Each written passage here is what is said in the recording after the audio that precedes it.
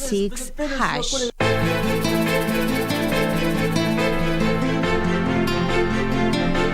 Nimekukanya mara nyingi sana uachane na Kate, lakini usikii mwanamume wewe. Matatizo, jibu maswali yangu vile ninavyokuuliza. Wasikia? Basi salamu usinipe, kwako pia utanikaribisha. Utoka hapo sio kanguka kwa maji. Kuniletea shida wewe. Unatafuta nini? Mbona ulikuwa utaki nije? Sitakataa uje. Ukasisha watu amani. Kisa ni mali mama.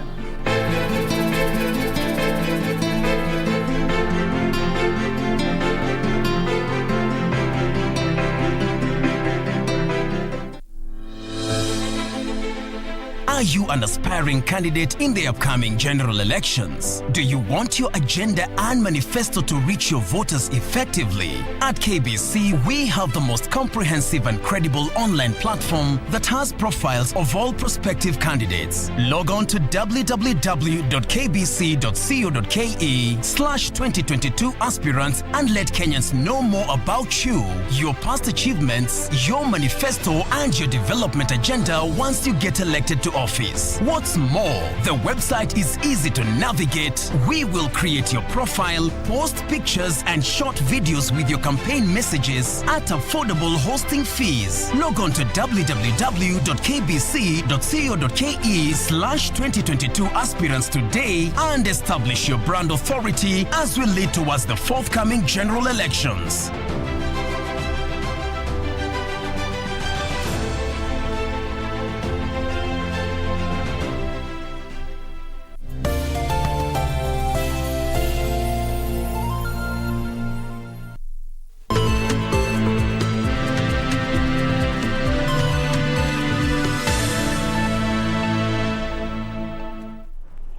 Once again, good afternoon. You're just in time for the Lunchtime News. A very warm welcome to this live broadcast. My name is Irene Muchuma.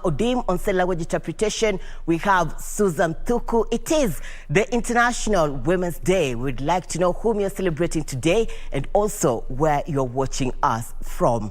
At _Irene Muchuma Odim and also at KBC Channel 1. Now, Nairobi woman representative Esther Passaris has condemned gender-based violence in the country, saying women have a right to live free of fear. Passaris has singled out an incident where a woman was sexually harassed by bodaboda operators after an alleged accident along Forest Road in Nairobi County.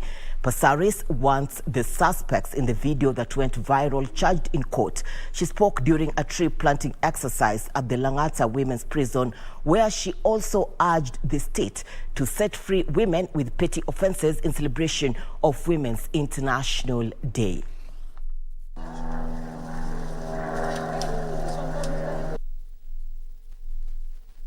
That is assault. And I want to appeal to the border industry and our youth that are on the streets. You know, that is criminal.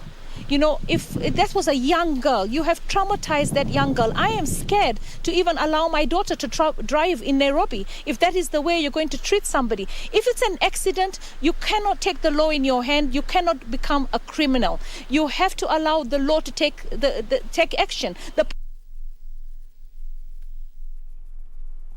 Over 200 bodaboda operators have been arrested as police intensify the crackdown in the sector to rid it of goons such as the ones who manhandled a female motorist along Forest Road last Friday. Inspector General of Police Hilary Mtambai said the swap aims at finding the real culprits who attacked the woman.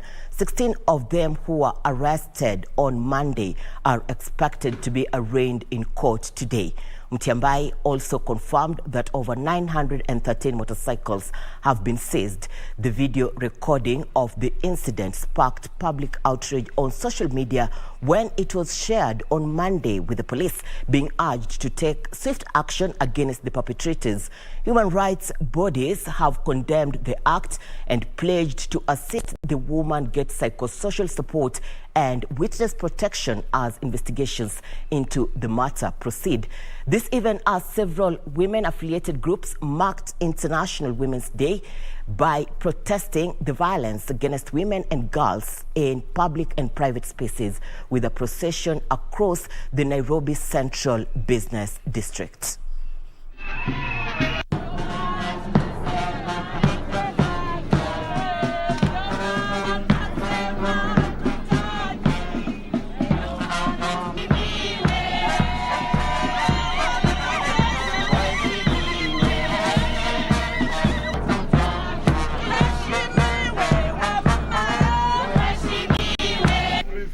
you all. Madam Irene wants to share something with you. If you're not supposed to. Now, the national exams KCPE are underway. Education Principal Secretary Julius Juan has warned invigilators and examination center managers against taking photos of the Kenya Certificate of Primary Education examination papers. This, he says, might lead to compromise of the integrity of the national examination.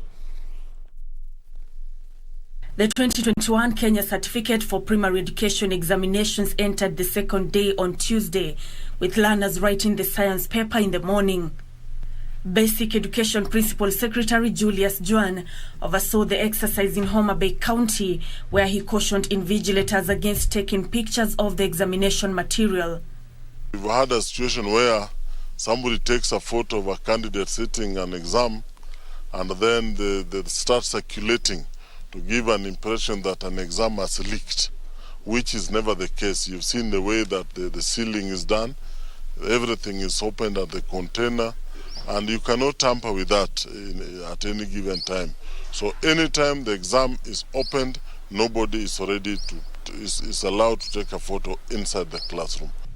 The Chief Administrative Secretary in the Ministry of Education, Dr. Sarah Ruto, was at Iten area of Elgeyo Marakwet County to supervise the exercise.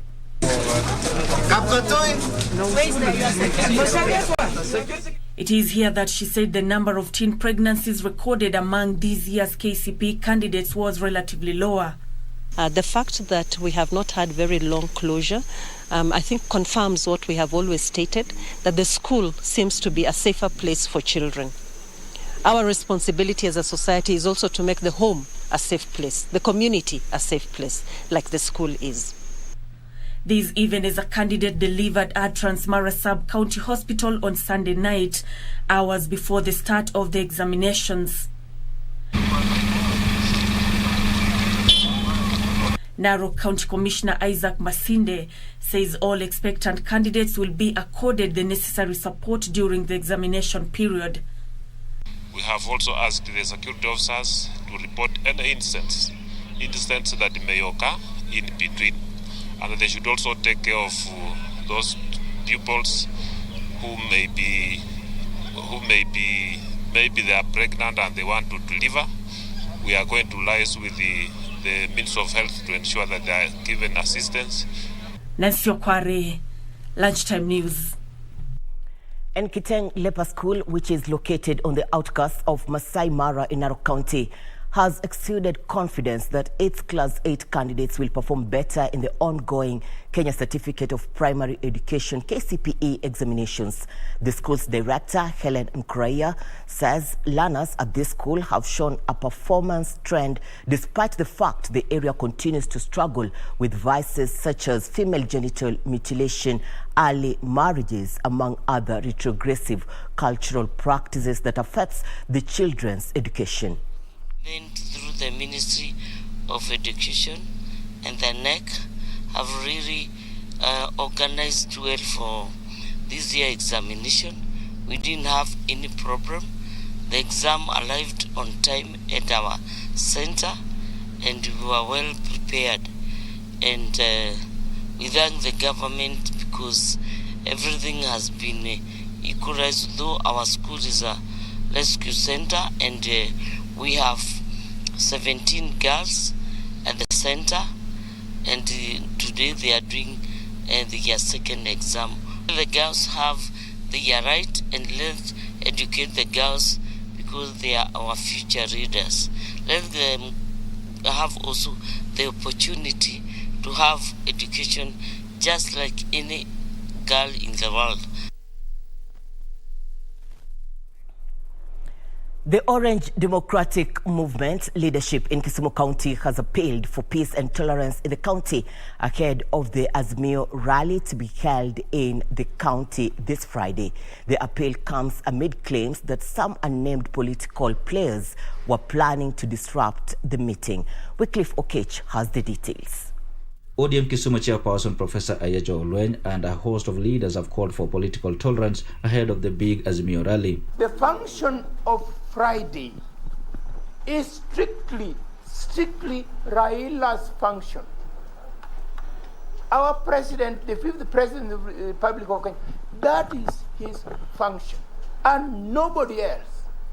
I'm very sorry to hear what is happening here in Kisumu, because all of us know very well that this is the backbone of His Excellency, the 5th President Raila Amolo Odinga. So we want to believe that everybody in this region need to be a role model to other regions. The leaders called on the youth to be cautious of leaders out to use them for their selfish gains.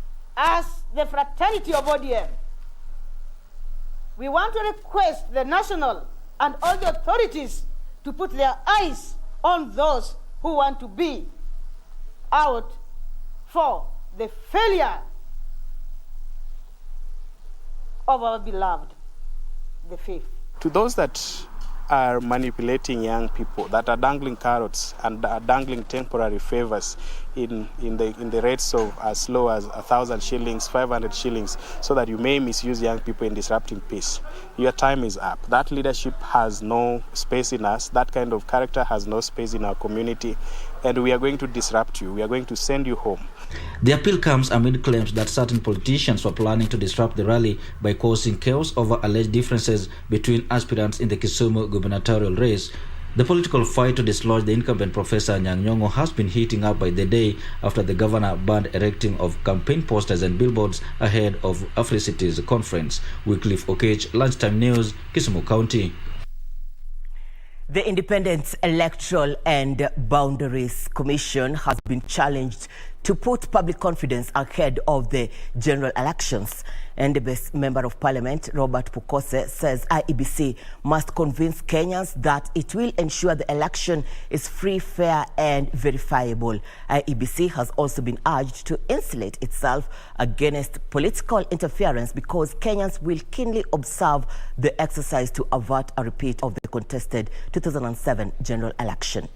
So we expect their level of engagement with the public should be very high so that they can communicate to the politician, communicate to the public, so that everybody is on board and understand what is happening. They should be transparent, should be fair, accountable, and in a way that every one of us can see they are doing the right thing. If IBC is given the necessary support in terms of giving the budget they require, in terms of ensuring that IBC is able to recruit its staff in time, in terms of making sure that IBC is able to procure the materials in time, then IBC will conduct free and fair nomination. The ruling Jubilee Party has assured aspirants of fair nominations next month. Addressing delegates from Kiambaa, Jubilee Director of Elections Kanini Kega said proper strategies were being put in place to ensure the best candidate wins in the primaries. Meanwhile, former Nyandarua Governor Daniel Waithaka will be seeking the gubernatorial position on a Democratic Party ticket. Candidates seeking to fly the Jubilee Party ticket have been assured of fair competition during the nominations exercise. We will have free and fair nominations. There is no question about it. We have received so many requests. That is the reason we extended the deadline from last Friday to 11th. Make sure that you register first. Addressing delegates from Kiambaa, Jubilee Director of Elections Kanini Kega said proper strategies were being put to ensure the best candidate wins the ticket. Hata kama hatuna candidate wetu katika hii uchaguzi ambao tunakuja, tunataka katika serikali ile ambao itaundwa tukue sisi kama wana Mount Kenya tuko ndani ya hiyo serikali na ile uamuzi yote inafanywa inahusisha sisi. Na sisi tunajua tuko ndani ya serikali na hatuna mpango ya kutoka nje ya serikali. Hatuwezi enda nje ya serikali. We suffered for 24 years and we are not ready to go to suffer for another 24 years. We are not. Meanwhile, the first Nyandarua Governor Daniel Waithaka will be seeking the gubernatorial position and a Democratic Party ticket. Speaking at JB Center, Waithaka said the Justin Muturi-led party is representing the interest of the electorate in Mount Kenya. 1, 2, boom!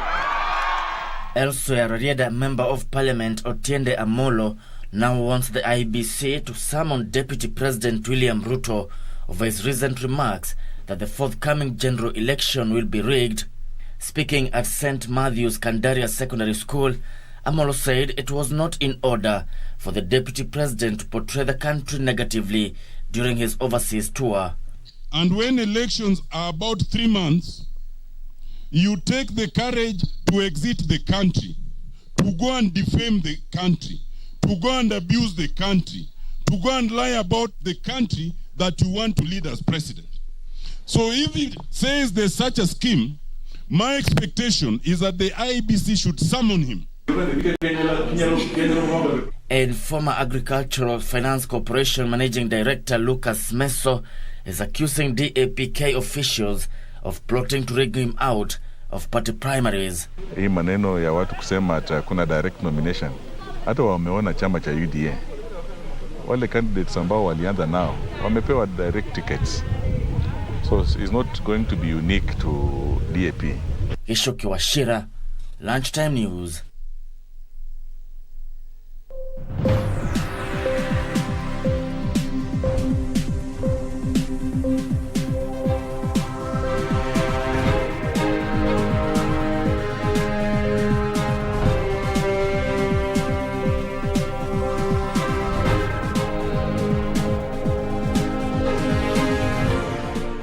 Time for Channel 1 Business News. Mwalimu Sacco is banking on new products and increased membership to grow its revenue this year. The Sacco, which has seen its demand for credit drop by 1 billion shillings in 2021, plans to tap innovation to grow its asset base by 3.5 billion shillings in 2022. The Sacco, which owns the troubled Spire Bank, is sourcing for a buyer to purchase the loss-making bank. The country's largest savings and cooperative society is planning to increase its membership, which currently stands at 106,602, after growing by a paltry 2,000 members in 2021. The SACCO chief, Kenneth Odhiambo, says the growth is expected following opening up of the economy by relaxation of COVID-19 pandemic restrictions. The SACCO is planning to complete the exit from Spire Bank through asset purchases by end of this month, as they await clearance from the Central Bank of Kenya. Our members are now being served from another platform. But again, the next thing that we want to do is how do we protect the interest of these other depositors? As I mentioned, institutions when of financial nature, you must have a very structured way and framework of dealing. Meanwhile, over 1,000 clergy members in Nyandarua County have formed a SACCO in order to promote the personal development of members in their practice. They say preachers face challenges in acquiring loans and seeking financial aid. Nyandarua Governor Francis Kimemia says clergy members across the country should form and join cooperatives to provide a united front to allow for the government to address their problems. Na hiyo itakuwa ni timu kubwa sana wakikopeshana pesa kuweza kufanya mambo mengi katika maisha yao, maana wako pia na mahitaji baada ya Jumapili ama ile siku wanafanya mambo ya kanisa. Bado akienda nyumbani yako na watoto, ako na jirani ambao wangependa kusaidiwa. Kuna mambo ambao wangependa kuendesha katika maisha yao kiuchumi. Mpaka wachungaji wameanza kuchukua mkopo katika kujiendeleza katika maisha haya in personal development, na tunashukuru sababu ni ndoto ambayo tuko nayo. Hibak Said for Lunchtime News.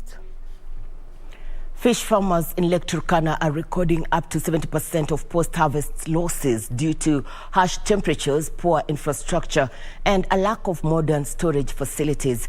The Intergovernmental Authority for Development IGAD Program Coordinator Eshete Dejen says Kenya and Ethiopia ought to coordinate on how to address the matter before the issue escalates any further. According to IGAD, the fourth largest lake in the continent supports communities in Kenya and Ethiopia and still has high potential, which has not been exploited.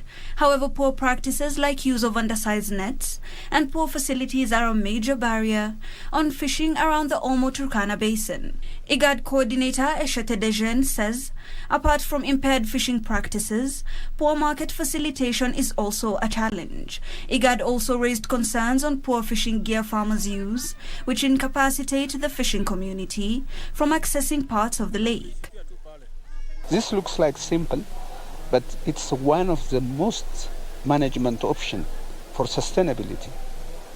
If the two countries' experts agree on the mesh size that they are using, then the fish that need to reproduce and escape to be caught will escape and benefit both countries. Leaders from the two East African countries said they are coordinating talks to boost fish harvesting from the 13,000 metric ton record from last year. They note a need to improve infrastructure around the lake to weather-resistant structures that can withstand climate change. Lake Turkana is located in a very fragile environment, and the changes that are extremes has an impact on the fishery. Be able to work to support so that associations are being formed and their problems has been really solved at the association level. Hibak Said for Lunchtime News. Farmers in 12 counties are set to receive training on select horticulture export dynamics. The training, which is carried out by the European Union-supported Market Access Upgrade Program, seeks to teach farmers on cooperative ideas to ensure farmers can boost export volumes through crop aggregation. Imported herbs and spices worth $27 million in 2020, a 51% increase in value from the previous year. This represented 0.5% of the total Kenyan export value. To show up the export volumes of herbs and spices, the European Union, through the United Nations Industrial Development Organization, has started training farmers on group export dynamics. The training involves knowledge on sharing produce aggregation for farmers to enjoy the economies of scale and drastically reduce the cost of production. Tunataka wale ambao tutafundisha waweze kujiunga pamoja, waweze kuuza pamoja katika mazao yao. Na hapo katika kuuza pamoja inakuwa na umuhimu sana kwa sababu ya kuwa wanaweza kupata bei kwa bei ambayo inafaa. Na pia ukiangalia wakati ambako wanaenda kutafuta pembejeo ama zile zingine tunazitaka input, wanaweza kujipatia nafasi ya kupata pembejeo kwa bei rahisi, na hata pia inakuwa ni rahisi pia katika kulete hizi pembejeo ama inputs katika vikundi vyao. Farmers will also benefit from training on proper crop husbandry, a selection of fruits, nuts and vegetables to ensure they produce products that can effectively compete in the international markets to increase earnings.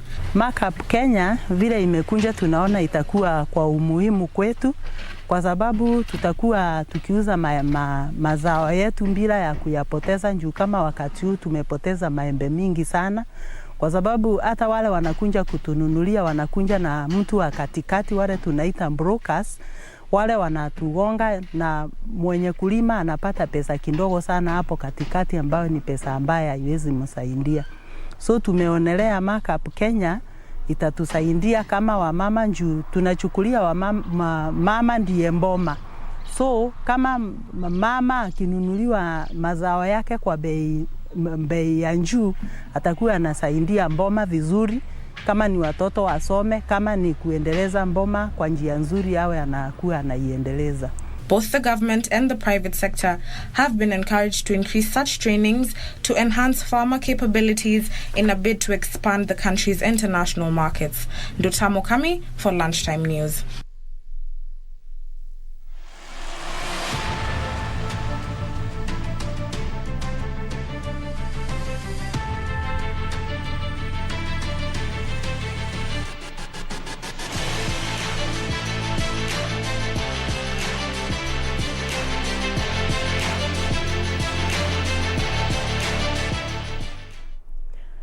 All right, in sports, double world deaf athletics champion Simon Kibai has qualified for the Summer Deaflympic Games slated for this year in Brazil. Kibai won the men's 5,000-meter final during the athletics trial held at the Nyayo National Stadium. Kibai beat Ian Kahinga, who finished second, while Amos Kiplagat was placed third, with both joining Kibai in making Team Kenya. The Summer Deaflympic Games will be hosted in Brazil from May 1st to 15th this year. Kenya will also be represented in basketball men and women, handball men and women, basketball men and women, and golf men. Handwork and prayers, God will help you and help me to achieve it. And today I've won, I thank God.